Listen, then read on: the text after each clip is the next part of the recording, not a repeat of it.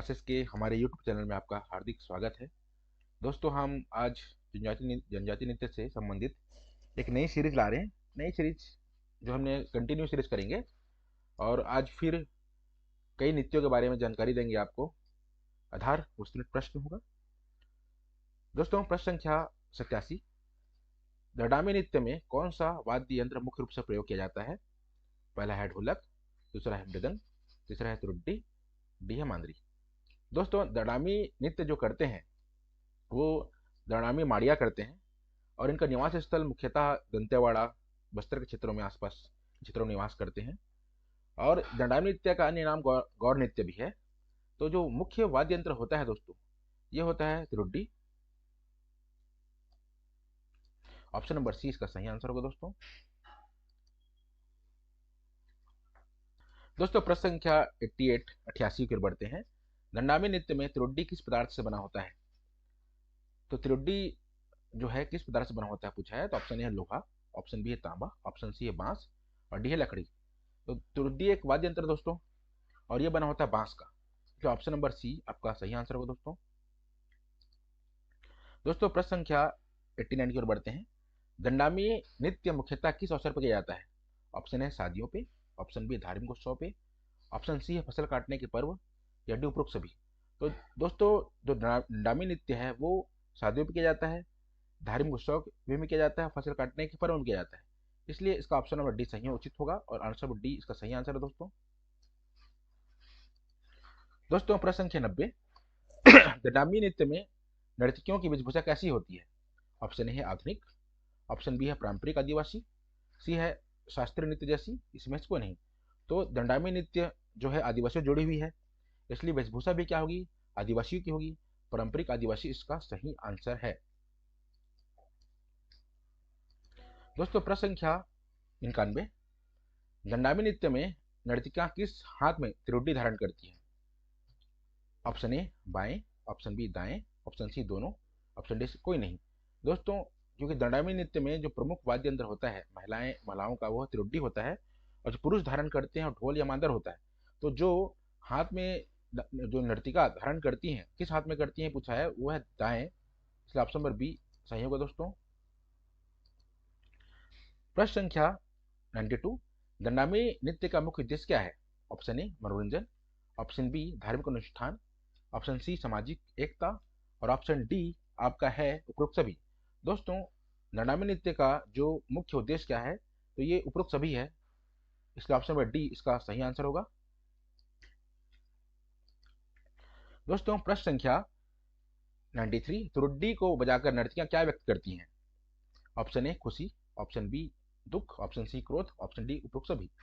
दोस्तों त्रुड्डी को बजाकर जो नर्तकियां होती हैं, जो महिलाएं होती हैं, वो खुशी व्यक्त करती हैं, इसलिए ऑप्शन नंबर ए इसका सही आंसर होगा। दोस्तों प्रश्न संख्या 94। दंडामी नृत्य को संरक्षित करने के लिए क्या किया जा रहा है? ऑप्शन है सरकार द्वारा कोई प्रयास नहीं, बी स्थानीय लोगों द्वारा प्रयास, सी सरकार और स्थानीय लोगों दोनों द्वारा प्रयास, इसमें से कोई नहीं। तो दंडामी नृत्य को सुरक्षित करने के लिए सरकार और स्थानीय लोग दोनों ही प्रयास कर रहे हैं और ये प्रयास दोनों कर रहे हैं, इसलिए आंसर सी सही होगा। दोस्तों दंडामी नृत्य संबंधित जितने भी प्रश्न थे मैं बता चुका हूँ और ये प्रश्न बहुत ध्यान से पढ़िए और ध्यान से इसको प्रयास कीजिए समझने का। दोस्तों हम आगे नृत्य की ओर बढ़ते हैं। आगे नृत्य है दोस्तों दमनज नृत्य। दोस्तों दमनज नृत्य जो है विवाह के अवसर पर किया जाता है। ये जो करते हैं पहाड़ी कोरबा के लोग करते हैं और ये मुख्यतः जसपुर और कोरबा क्षेत्र में निवास करते हैं। दोस्तों प्रश्न संख्या 95। दमनज नाच किस अवसर पर किया जाता है? ए फसल काटने के पर्व पे, बी विवाह के शुभ अवसर पे, सी युद्ध जीतने के उत्सव पर, डी है धार्मिक अनुष्ठान पे। तो दोस्तों इसका आंसर होगा ऑप्शन नंबर बी, विवाह के अवसर पे, विवाह के अवसर पे किया जाता है ये। दोस्तों प्रश्न संख्या 96। दमनज नाच किस ताल पे किया जाता है?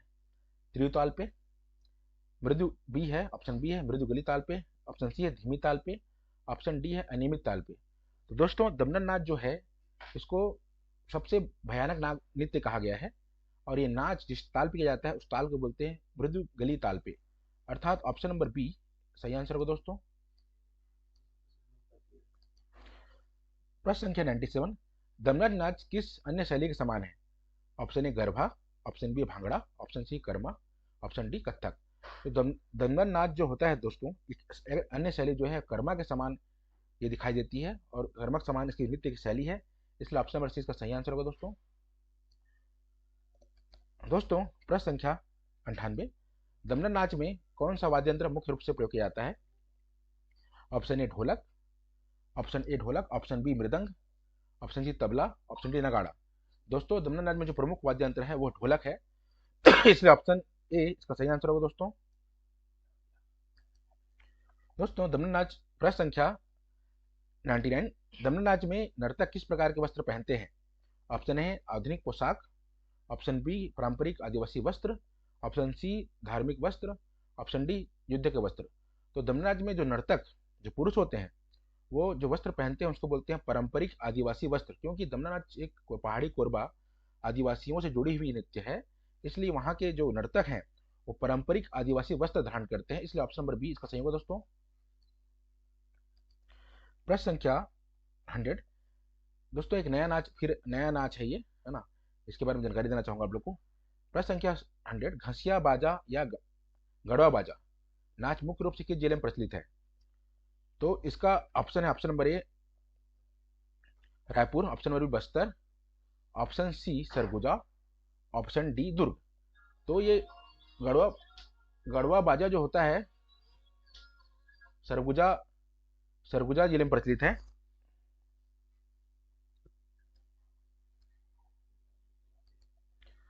प्रश्न संख्या 101, इस नाच में किन वाद्य यंत्रों का उपयोग किया जाता है?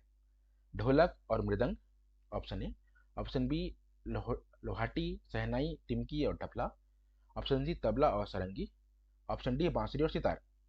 तो इस नाच में मुख्य जो वाद्य यंत्र होता है घसिया नाच में वो होता है लोहाटी, सहनाई और टिमकी और ढपला। आंसर 20 का सही होगा दोस्तों। प्रश्न संख्या 102, घसिया बाजा या गढ़वा बाजा नाच किस अवसर पर किया जाता है? ऑप्शन ए है केवल धार्मिक अनुष्ठानों पर, ऑप्शन बी केवल शादी विवाह के अवसर पे, ऑप्शन सी शादी विवाह और तीज के त्योहारों पे, ऑप्शन डी केवल उत्सव पे। तो जो घसिया बाजा या गढ़वा बाजा नाच है इसका इसका जो आयोजन होता है वो शादी विवाह पे भी होता है और तीज त्योहारों पे भी होता है, इसलिए ऑप्शन नंबर सी जो होगा करेक्ट होगा। प्रश्न संख्या 103, नाच स्थानीय लोगों के लिए क्या है? केवल एक मनोरंजन है, ऑप्शन ए, ऑप्शन बी जीविकोपार्जन का साधन है, ऑप्शन बी सी है धार्मिक अनुष्ठान का हिस्सा है, डी केवल एक कला है। तो नाच जो है स्थानीय लोगों के लिए क्या है? तो ऑप्शन नंबर बी जीविकोपार्जन का एक साधन है, इसलिए ऑप्शन नंबर बी सही होगा। प्रश्न संख्या 104, इस नाच में नर्तक किस प्रकार के वस्त्र पहनते हैं? ऑप्शन ए आधुनिक पोशाक, बी है पारंपरिक आदिवासी वस्त्र, सी है धार्मिक वस्त्र, डी है युद्ध के वस्त्र। तो इस नाच में नर्तक जो होते हैं वो आदिवासी पारंपरिक वस्त्र पहनते हैं। दोस्तों जो घसिया बाजा या गढ़वा बाजा ये सरगुजा अंचल के ग्रामीण क्षेत्रों में काफी प्रचलित है। दोस्तों हम एक नए नाच की ओर बढ़ते हैं। ये नाच है कोल धैका कोल धैका नाच जो है दोस्तों, ये नाच मुख्यतः सरगुजा संभाग में काफी प्रचलित है और कोल जनजाति के लोग इस नाच को करते हैं और महिलाएं ये नाच जो करते हैं सिर्फ महिलाएं इस नाच में भाग लेती हैं। और इस नाच का जो वाद्य यंत्र होता है वो ढोल, मंजीरा, डफ होता है।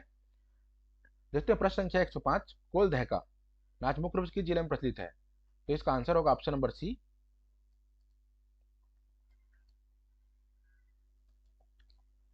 दोस्तों प्रश्न संख्या 106, कोल धैका नाच में कौन भाग लेते हैं?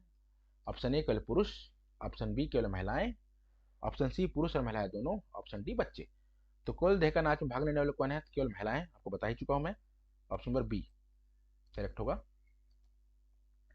प्रश्न संख्या 107, कोल धैका नाच किस अवसर पर किया जाता है? केवल ऑप्शन ए केवल धार्मिक अनुष्ठानों पर, ऑप्शन बी केवल शादी विवाह के अवसर पे, ऑप्शन सी विवाह सामाजिक और धार्मिक अवसरों पे, ऑप्शन डी केवल उत्सवों पे। तो दोस्तों जो कोल धैका नाच जो कोल जनजाति के लोग करते हैं ये नाच जो किया जाता है विभिन्न अवसरों पे और धार्मिक अवसरों पे। ऑप्शन नंबर सी इसका सही आंसर होगा। दोस्तों प्रश्न संख्या 108, कोलदह का नाच में कौन सा वाद्य यंत्र का उपयोग किया जाता है? ऑप्शन ए ढोलक या मृदंग, ऑप्शन बी लोहाटी, शहनाई, टिमकी और ढपला, ऑप्शन सी ढोलक, मंजीरा और टफ, ऑप्शन डी तबला और सारंगी। दोस्तों इसका आंसर होगा ऑप्शन नंबर सी ढोलक, मंजीरा और टफ। ऑप्शन सी सही आंसर होगा इसका। दोस्तों प्रश्न संख्या 109, कोलदह का नाच में नर्तक किस प्रकार के आभूषण पहनते हैं? सोने के आभूषण ऑप्शन नंबर ए, बी चांदी का आभूषण, ऑप्शन बी और सी है पारंपरिक आदिवासी आभूषण, डी है कोई आभूषण नहीं। तो कोलदह के नाच में जो नर्तक पहनते हैं वो है ऑप्शन नंबर सी पारंपरिक आदिवासी आभूषण। ऑप्शन नंबर इसका जो सी होगा दोस्तों सही आंसर होगा।